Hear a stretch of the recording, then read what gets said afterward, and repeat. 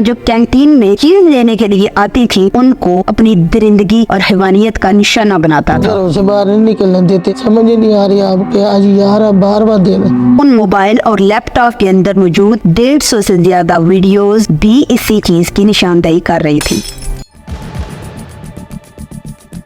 एक लम्हे के लिए अज्यूम करें कि आपका बच्चा किसी दिन हंसते खेलते स्कूल जाए, लेकिन जब वापस आए तो उसकी हंसी, उसकी मासूमियत और उसका बचपन हमेशा के लिए उससे छीन लिया गया हो।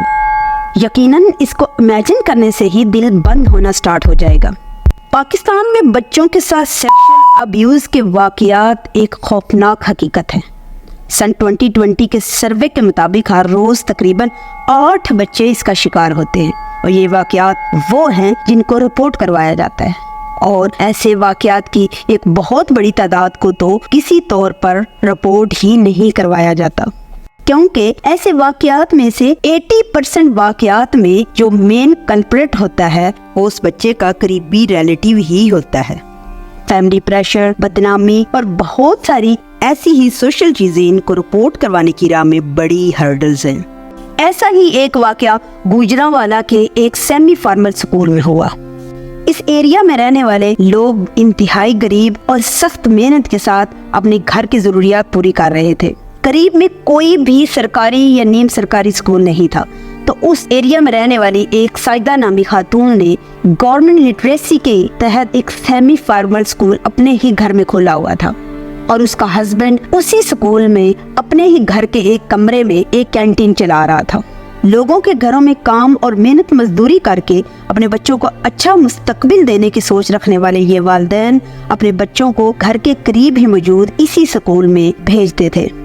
यह सिलसिला पिछले कई सालों से जारी था। बात तब बिगड़ी जब सितंबर सन 2024 यानी कि इसी महीने के शुरू में एक बच्ची ने अपने घर वालों को स्कूल जाने से मुकम्मल तौर पर मना कर दिया। घर वालों ने बहुत इसरार किया कि हम इतनी मेहनत करते हैं, तुम्हारे अखराजात पूरा करते हैं, तुम्हारी फीसें अदा करते हैं, तो तुम क्यों नहीं जाना चाहती? हम तुम्हें एक अच्छा मुस्तकबिल देना चाहते हैं।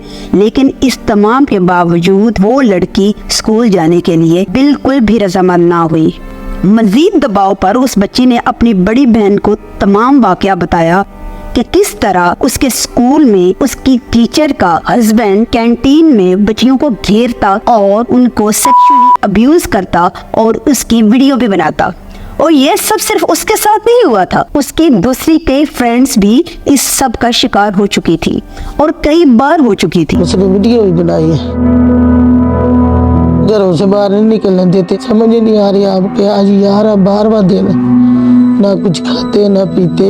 जब घर वालों को इस तमाम वाक़े और इसकी संगीनी का इल्म हुआ तो उन्होंने दूसरी बच्चियों के वालिदैन से राब्ता करने की कोशिश की। जब उन वालिदैन ने भी अपनी बच्चियों से पूछा तो उन बच्चियों ने भी इस बात की तस्दीक कर दी। आखिरकार इन 5 मुतासरा बच्चियों और उनके पेरेंट्स ने पुलिस स्टेशन में रिपोर्ट दर्ज करवाई। पुलिस ने फौरी तौर पर इस स्कूल पर छापा मारा और मुलजिम इमरान को पकड़ लिया और उसके पास से 3 मोबाइल और 1 लैपटॉप को अपने तहवील में ले लिया। इन बच्चियों की भी रिपोर्ट करवाई गई, जिससे ये बात साबित हुई कि इन बच्चियों को वाकई ही में सेक्सुअली अब्यूज किया गया था और उन मोबाइल और लैपटॉप के अंदर मौजूद 150 से ज्यादा वीडियोस भी इसी चीज की निशानदेही कर रही थी। असल में ये मुजरम इमरान वो बच्चियां जो कैंटीन में चीज लेने के लिए आती थी उनको अपनी दरिंदगी और हैवानियत का निशाना बनाता था। तो सवाल ये पैदा होता है, क्या इस तमाम वाक़ये से वो टीचर बिल्कुल बेखबर थी?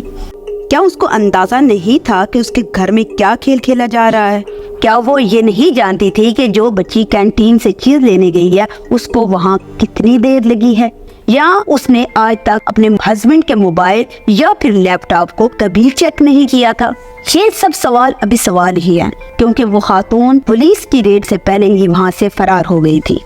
जब पुलिस ने इन्वेस्टिगेशन स्टार्ट की तो इमरान ने इन तमाम जराइम का एतराफ़ कर लिया। ये केस तो भी चल रहा है। जूं जूं तफ्तीश होगी ये परत दर परत खुलता जाएगा और कई नई चीजें इसमें ऐड हो सकती हैं। अगर आप कहेंगे तो मैं इस केस का पार्ट 2 भी बना दूंगी।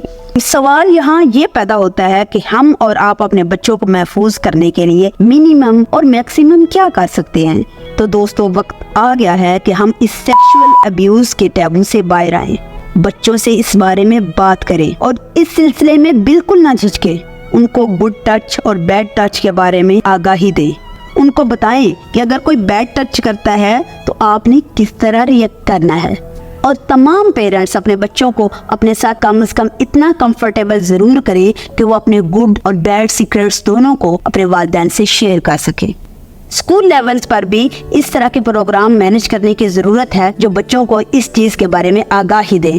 آخر میں یہی کہوں گی کہ اپنے حصے کی ذمہ داری آپ ضرور ادا کریں۔ اگر کہیں بھی کسی بچے کے ساتھ سیکشولی ہراسمنٹ کا آپ کو تھوڑا سا بھی ڈاؤٹ ہوتا ہے تو فوری طور پر 1098 ہیلپ لائن پر کانٹیکٹ کریں اور دوسرے لوگوں تک آگاہی کو پہنچانے کے لیے اس ویڈیو کو زیادہ سے زیادہ شیئر کریں۔ اور آپ اگر ٹرو ڈاکومنٹری ویڈیوز میں انٹرسٹڈ ہیں تو ڈو سبسکرائب مائی چینل۔